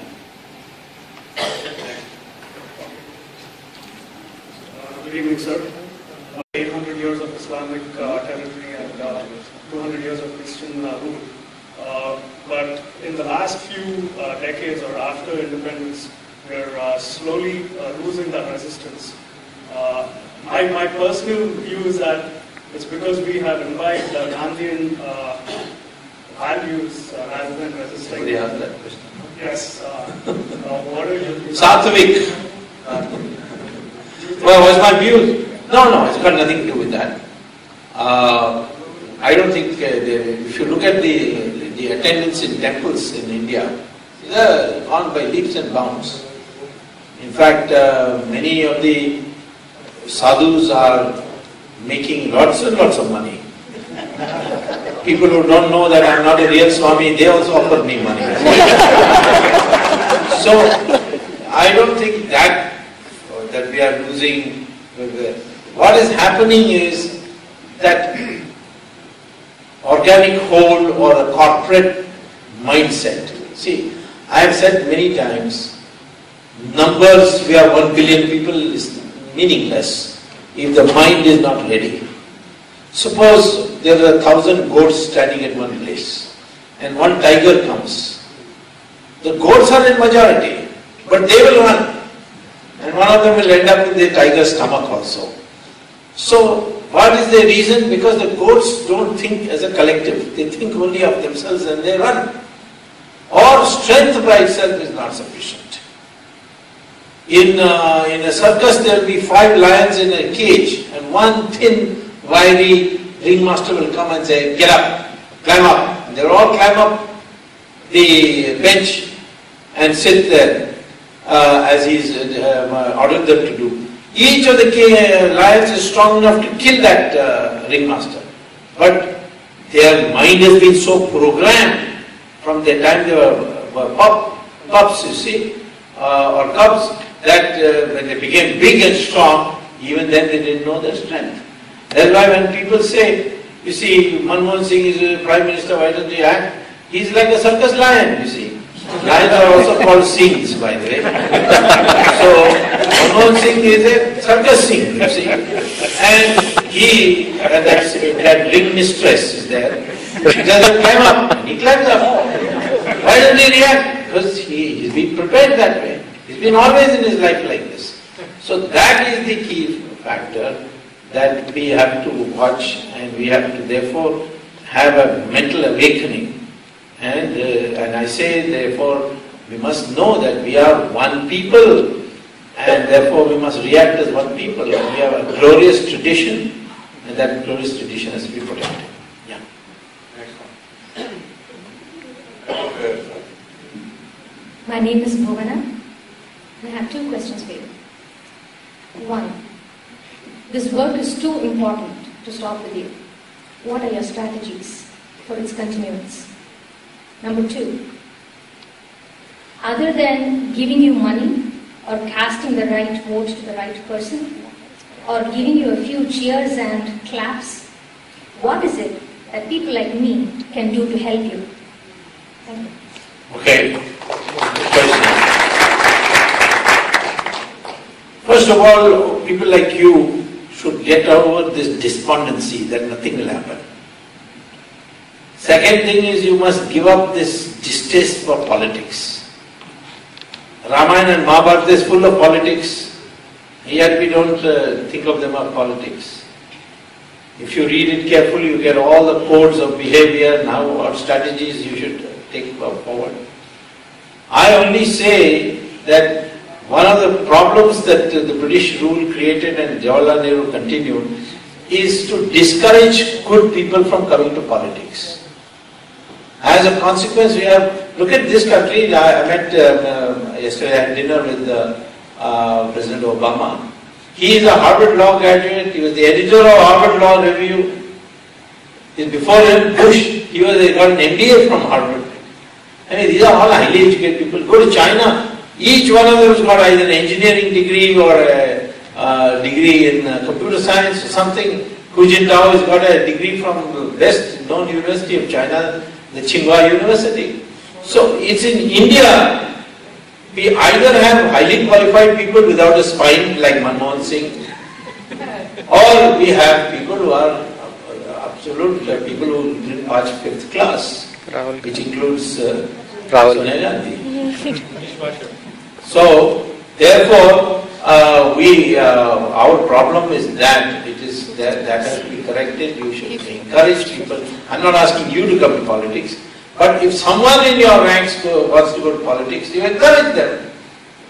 And as far as giving money and all is concerned, that is not for politics. The kind of money we need, you will not be able to give me.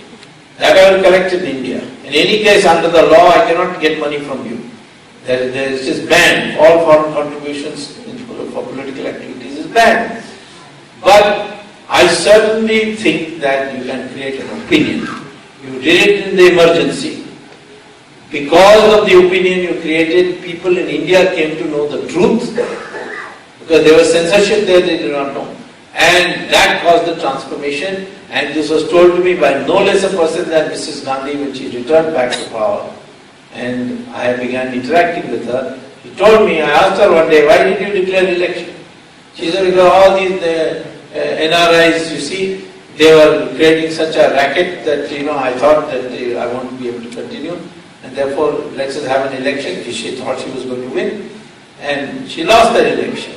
So you people sitting here have the healthy opinion, India must change. Don't say nothing will happen, no corruption will go. Just say corruption must go. And we will stand. That attitude you spread, that is sufficient for me. And the people volunteer, Dr. Swamy. Oh yeah, any of you want to come, you can come, but be ready for a lot of rough stuff. I mean, that is not violence, but moving around, dust and don't drink the water there. Bring your own bottles. It's a tough thing, but an exciting experience. Namaste, Subramanian Swamy. I see all your work for so many years in the newspapers. I really want to do Pada Namaskar to you for the great contribution you are doing to Mother India. 4 points I want to mention. First one is politics are so corrupt, and now even Anna Hazare team is also sitting for so many days, and center is not responding at all. I am really concerned about one thing. Number 2 is temples, like everybody mentioning Global Legal Heritage Foundation doing a lot of work, and unless we bring up the temple, and even Ravi Shankarji yesterday talking in satsang, we need to create many satsangs everywhere and bring 1% to 10%, 10 into 1,000 and crores of people like that. That's what happened in freedom time. Now also we have to revive the temple to revive all the Vajraya, Vijayaraya and everything surrounding that in the culture. And 3, I really saw in Andhra Pradesh Lok Sabha party, Dr. Jayaprakash Narayan, he became the Kukutpalli MLA and doing tremendous service over there. So without spending 40 crores or 10 crores, for MLA MP, how we can promote these things, I just have my thoughts, and I know you're doing a lot of things, but yeah, thank you very much. Well, let me deal with this temple question because Yalamanchi also raised it. There is a Hindu Charitable Trust and Endowment Board Act. Every state has an act. We can have a national act, but we have not had it so far. And Muslims do not have. I mean, there is nothing for mosques and Waqf board and so on. No such act. Nor the Christian churches have this act. So somebody did go to the Supreme Court and say, why is discrimination against Hindus? So the Supreme Court said, who's stopping the government from enacting an act for churches and masjids? Supreme Court has never stopped it. Now we can't tell the government enact an act because it's right. The Supreme Court cannot direct the government what it should do. The Supreme Court can sit in judgment as to what the government has done and see whether it is constitutional or not. That's what the Supreme Court can do. But the Supreme Court cannot say do like this. Like on Ram Setu, I didn't go tell the Supreme Court, please tell them not to break Ram Setu.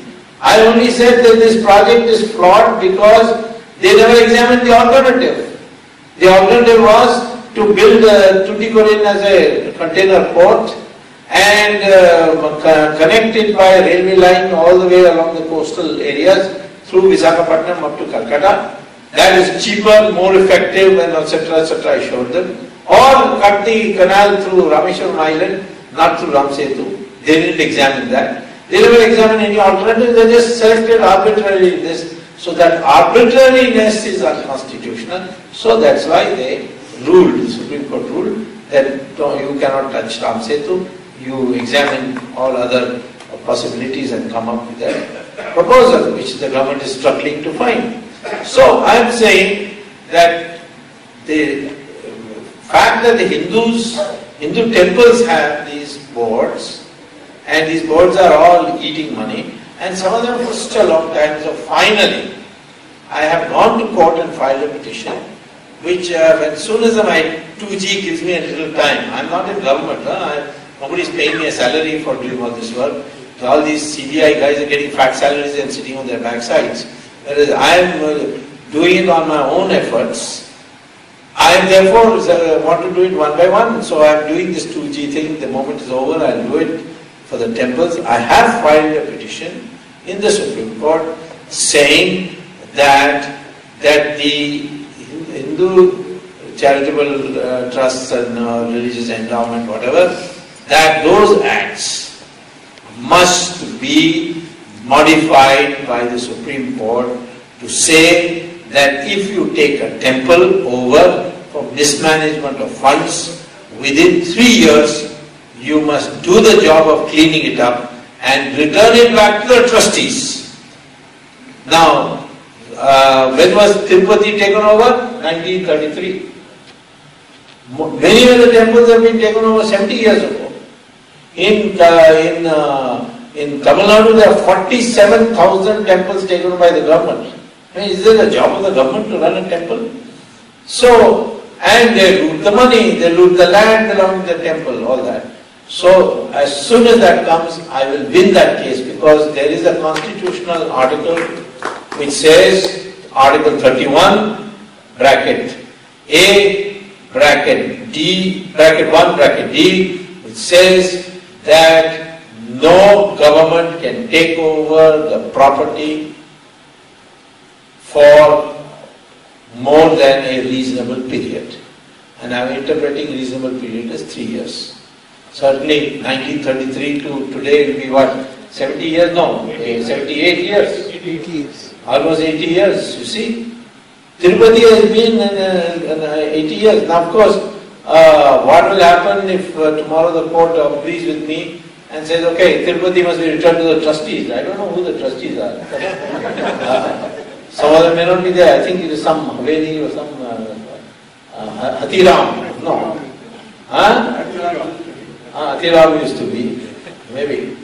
Or we should create a trust of the Hindu Dharma Acharya Sabha and should be given to them and let the sadhus and sannyasis manage it. But we are bound to win that, and I don't think you should worry too much about this Hindu Dharma Acharya, this Hindu Religious Endowment and Charitable Trust Acts. They will be at least become toothless. And I have already got a stay order on the Karunanidhi takeover of the Chidambaram Nataraj Chitambram. So I got a case going, and as soon as this 2G gets into some, as soon as I reach a certain stage where I feel now it's on autopilot, I will definitely take this up. Now there are other questions also, but I'll answer that separately. Yeah. Namaskar, Dr. Swamy. My name is Prasannan Pillai. I am from Kerala. What I see is when a Hindu sees another Hindu, they don't, immediately accept them as their brother or sister. First, they have to understand, what their background is, what community he belongs to. I had an experience here in Chicago, where we have several communities and community organizations. So I felt, when you are at least in the USA, people should be able to go to any of these community groups. So I decided that I will seek membership in one of the other, actually rival communities group. So I hid my name. I didn't give them my last name, so they couldn't figure out what my community is. So I applied for the membership, and they said, "Oh, we would be happy to welcome you. You are in Chicago for so long. Why didn't you join us before?" So I went there, and once they inquired about me and they found out who I really was, they were very hesitant. And this was at one of the Hindu meetings of Kerala. So there if you are complaining about the present state of affairs, I will agree with you. But the question is, you got to change that. Right. So there I had to threaten them that if you don't give me admission to your organization, I am going to take you to court, because this country guarantees that I should be able to join any organization that I play. So in Kerala, my question is in relation to Kerala. We have two large communities there. These two communities are always in rivalry, and these communities are caste-based organizations. So how do you address this issue? You mean the Nair and the Iravas? Exactly. You know the situation. So if these two communities come together, we can change Kerala. It will be a new Kerala. The minorities will not take away the resources. How do you propose? Yeah, well, I'm in Trivandrum on the 1st of August, and I have got information that the Nairs and the Iravas are coming together. So maybe you might hear an announcement very soon. So don't be despondent.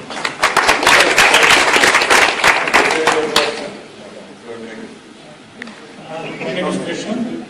I have a question. Basically, you use quotes effectively and extensively to bring about the change. And that's all.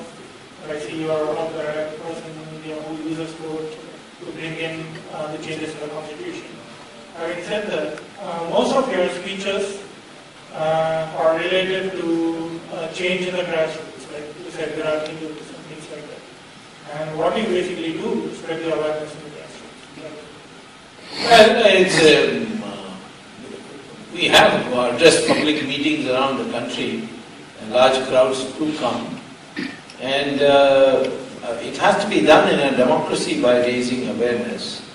I personally believe that there is a silent Hindu wave in the country, and it needs to be properly monitored, because some of these waves can get out of control, like it happened in Germany, where nationalism was derailed by Hitler, because the Social Democrats refused to articulate nationalism.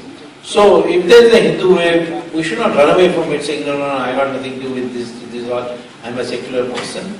But to see that this remains within the confines of the Constitution of India, and the people find satisfaction in it. So as far as what am I doing about it, We are addressing meetings all over the country. Look what we did on Ram Setu. 1.4 million people assembled in Delhi. It never happened in the history. I think even the judges were affected when they saw the newspaper, the crowds. And people come, and for Ramdev, crowds come. For Anna Hazare, now maybe the crowds are going down because they say, what is he saying? One of his problems has been that I have, through the existing laws, prosecuted people. What Anna Hazare is saying is that unless you pass the Jan Lokpal bill, nobody can be prosecuted. That's not true. And therefore he is losing ground because he has identified himself with one bill which he says is a panacea for everything. People don't agree with it. But Ramdev, when he meets, there's a huge crowd. People mobilize. There is that process going on, and we are working at it. It is to be in the grassroots because we are a democracy and we must influence the people at the voter level. Before we get to the next item, I would like to recognize Dr. Richard Benkin among us, who wrote a book on ethnic cleansing of Bangladeshi Hindus. Please stand up.